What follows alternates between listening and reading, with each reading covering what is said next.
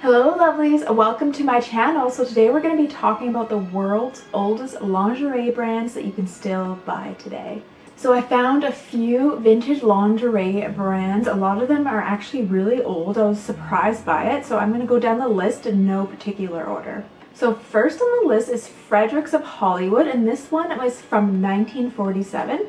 So Fredericks of Hollywood is an American lingerie brand formerly with stores in shopping malls across the United States. In 2015, all 111 retail stores were closed due to bankruptcy.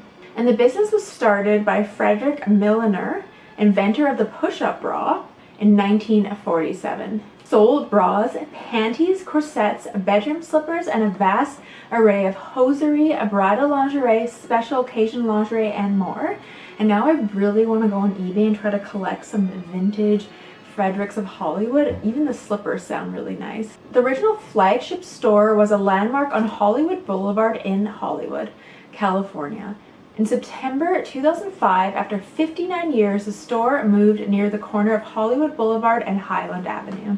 The store previously housed a lingerie museum featuring the Celebrity Lingerie Hall of Fame, and now I'm upset that I never went to see this museum when I went to visit LA, which exhibited a collection of underwear worn by Hollywood movie stars, such as one of Madonna's pointy-breasted corsets. Fredericks of Hollywood was a market leader in lingerie until the 1980s, when it was overtaken by Victoria's Secret. And I feel like Victoria's Secret is kind of on the outs too now. In 1992, Fredericks Lingerie Museum drew national media attention when it was looted during the LA riots. Madonna's black bustier, which was worn in her music video for Open Your Heart, was stolen and has never been returned despite a $1,000 reward from Fredericks. So that is insane then. That was actually stolen. Madonna gave the museum a replacement in exchange for a $10,000 donation to an organization that supplied free mammograms to the poor. Other lingerie stolen in the store were Ava Gardner's bloomers and a push-up bra worn by Katie Segal in Married with Children, and this is so shocking to me. One looter delivered the bag of Gardner's and Segal's lingeries to a pastor at a nearby Catholic church in Hollywood. Some of the lingerie worn by the iconic 1950s pinup Betty Page was also in the Fredericks of Hollywood Museum, and the company filed for Chapter 11 bankruptcy in 2001.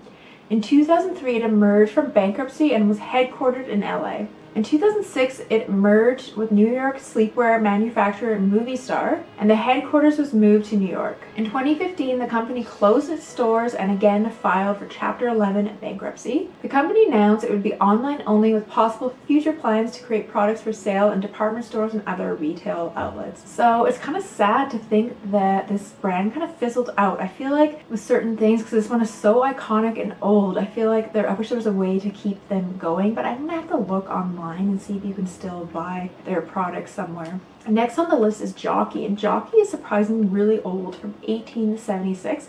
Jockey International Inc. is an American manufacturer and retailer of underwear, sleepwear, and sportswear for men, women, and children. The company is based in Kenosha, Wisconsin. Jockey is known for having invented the first men's Y-front brief in 1934. And it has a recognized trademark in 120 countries. And Jockey was originally named Cooper's Inc. and was founded by Samuel T. Cooper in St. Joseph, Michigan.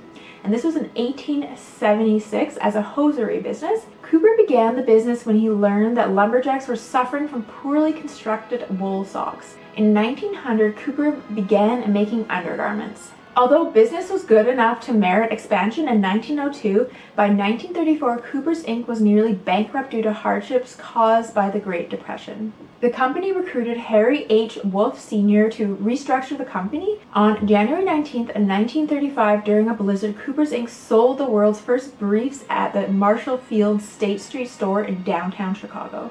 Designed by an apparel engineer named Arthur Niebler, briefs dispensed with leg sections and had a Y-shaped overlapping fly. The company dubbed the design the Jockey, since it offered a degree of support that had previously only been available from the jockstrap. Jockey briefs proved so popular that over 30,000 pairs were sold within 3 months of their introduction. Cooper's then sent its masculine plane to make special deliveries of masculine support briefs to retailers across the US, In 1938, when Mackie were introduced into the UK, they sold at the rate of 3,000 pairs a week. In 1982, Jockey introduced the Jockey for Her line of intimate apparel and underwear, and I actually some vintage Jockey classics, and I believe this is a high cut style from 1982.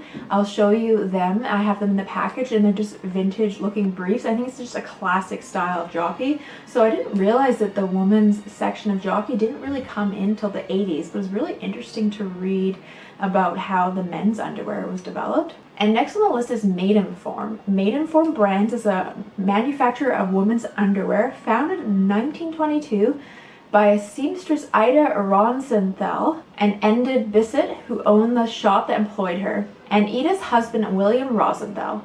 They rebelled against the flat-chested designs of the time and instead produced both dresses and support undergarments, particularly bras, that accentuated the natural shape of a woman's figure, hence the name Maidenform.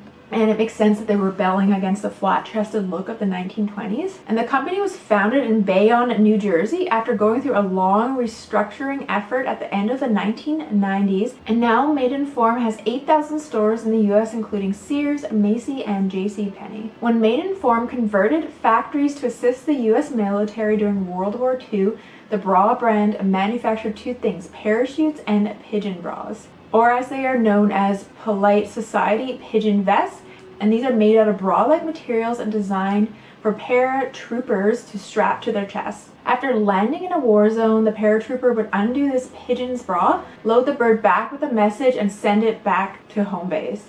Load the bird with a message and send it back to home base. And next on the list is Triumph International, and this is a Swiss underwear manufacturer founded in 1886 in Germany. In 1886, Johann Gottfried and Michael Braun founded a factory for the production of corsets in Germany. They first employed 6 people on the same number of sewing machines. That number rose to 150 people in 1890, and in 1894 the first exports were sent abroad to England. It was only in 1902 that the Triumph brand was registered. After the economic boom in the 1920s, demand for the classic corset was declined, which is why the company began parallel production of brassieres. In the 1930s, Triumph International also began producing corsets. And next on the list is Vanity Fair. American Vogue used the word brassiere for the first time in 1907, and it's clear it had truly entered the vernacular when it was introduced to the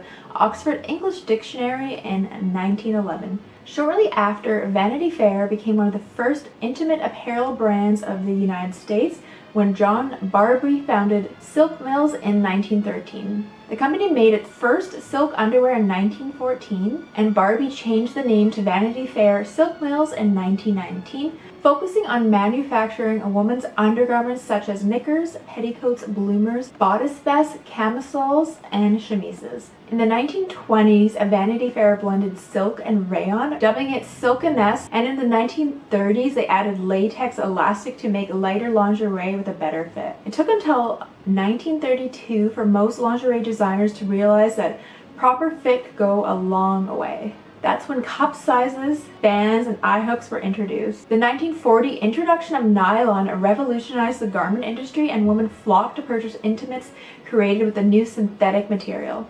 Vanity Fair was also one of the largest purveyors in wartime needs for the United States during World War II, when they temporarily abandoned its lines of brassieres and girdles to manufacture silk parachutes, lifeboat sails, and underwear for females in the military. Around mid-century, bras started to evolve into true style staples. Vanity Fair brought leopard print to bras in 1953 thanks to the utilization of nylon tricot fabric that enabled color and prints to be added to its lingerie. And this became an instant bestseller and transformed bras from underwear to fashion statements, forever changing the way we think about lingerie to this day.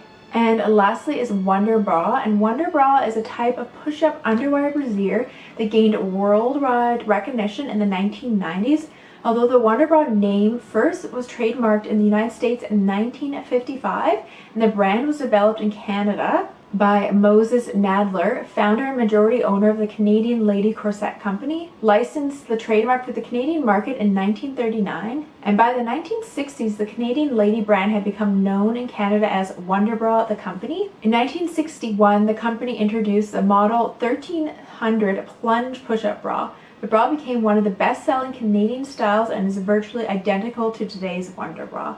And I actually bought one of these Wonderbras. You can buy them today at the department store, so make sure you stay tuned to the end of the video to see it. I also have some other vintage underwear.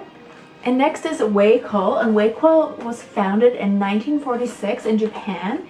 Embracing its philosophy to help women throughout the world to express their beauty, Wacoal launched its brand in Asia and other countries starting in the 1970s, and in the United States in 1985, and in Europe in 1990. So now I'm going to show you some of the vintage inspired underwear I bought from a few of these brands. I just bought them at the department store, and some of them actually have similar characteristics as some of the vintage ones you saw in these photos. So here are the original Jockeys. This is the classic style from the 1980s. It's like the high-waisted brief. And here is the original Wonderbra style. I'll open it up in a second so you can see what that looks like. And then I got some Wacoal stuff. I got kind of a vintage looking high-waisted lace brief. And then I also got this lace little bra that I thought was cute. And I think this one is Wacoal also. It's just like a different version of it. So I'm going to open up the Wonderbra and the Jockey for you to see.